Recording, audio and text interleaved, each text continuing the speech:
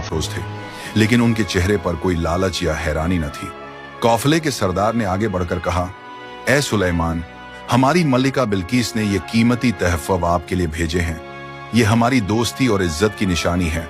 हजरत सुलेमान अलैहिस्सलाम ने एक लम्हे के लिए तहफ़्फ़ुज़ की तरफ देखा, फिर अपने मजबूत लहजे में फरमाया, क्या तुम मुझे माल ओ दौलत से राजी करना चाहते हो? जो कुछ अल्लाह ने मुझे अता किया है वो तुम्हारे सब तहफ़्फ़ुज़ से कहीं बेहतर है। वापस जाओ और अपनी मलिका से कहो कि अगर वो इताअत करते हुए ना आई तो मैं ऐसा लश्कर लेकर आऊंगा जिसका वो मुकाबला नहीं कर पाएगी। काफिले के नुमाइंदों के चेहरों से रंग उड़ गया।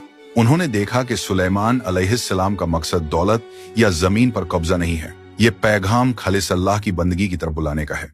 तहफ वहीं छोड़कर काफिला तेजी से वापस लौटा। रास्ते में उनके दिल कांपते रहे कि अब अपनी मलिका को क्या जवाब देंगे। उन्होंने न सिर्फ तहफ के इनकार की खबर देनी थी, बल्कि ये भी बताना था कि सुलेमान अलैहिस्सलाम की सल्तनत कितनी अजीम है और उनकी बातों में कितनी गैर मामूली ताकत है। दूसरी तरफ हजरत सुलेमान अलैहिस्सलाम ने अपने दरबार में एक और ऐलान किया। उन्होंने अपने वजीरों और जिनात से कहा, बिल्किस को मेरे पास लाने से पहले क्या कोई उसका तख्त यहाँ मेरे सामने ला सकता है? ये सवाल मामूली न था। तख्त बिल्किस उसकी सल्तनत की पहचान था, उसकी शान का मरकज था। उसे यमन से फिलिस्तीन तक लाना कोई आसान बात न थी, लेकिन ये हजरत सुलेमान अलैहिस्सलाम का हुक्म था। एक ताकतवर जिन आगे बढ़ा और बोला, मैं ये तख्त आपके पास ले आऊंगा इससे पहले कि आप अपनी जगह से उठें। लेकिन फिर एक और शख्सियत जिसके पास किताब का इल्म था, उसने कहा, मैं ये तख्त आपके पास पलक झपकने से भी पहले ले आ सकता हूँ। उसने ये कहा और अगले लम्हे ही बिल्किस का तख्त सुलेमान अलैहिस्सलाम के सामने मौजूद था। ये मंजर वहां मौजूद सबके लिए न काबिल यकीन था। सुलेमान अलैहिस्सलाम ने शुक्र अदा किया और कहा, यह सब मेरे रब का फजल है ताकि वो मुझे आजमाए कि मैं शुक्र करता हूँ या न शुक्री। अब मामला वाजह हो चुका था। हजरत सुलेमान अलैहिस्सलाम ने यह इरादा कर लिया कि जब बिल्किस उनके पास आएगी तो उसे एक ऐसा मंजर दिखाया जाए जो उसकी आंखों से पर्दे हटा दे। उसे ये यकीन दिलाया जाए कि ये मामला ताकत या दुनिया का नहीं, बल्कि अल्लाह की रुबूबियत की दावत का है। सबा के दरबार में वापसी पर काफिले ने जो खबरें सुनाई वो बिल्किस के लिए चौंका देने वाली थी। तहफ वापस कर दिए गए और ये पैगाम भी भेजा गया कि अगर इताअत न की गई तो एक ऐसा लश्कर आएगा जो सबा की जमीन को रौंद डालेगा।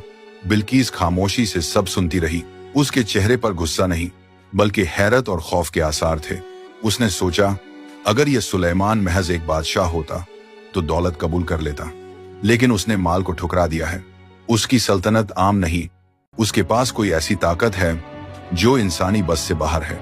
चुनांचे बिल्किस ने फैसला किया कि वो खुद हजरत सुलेमान अलैहिस्सलाम से मुलाकात करेगी।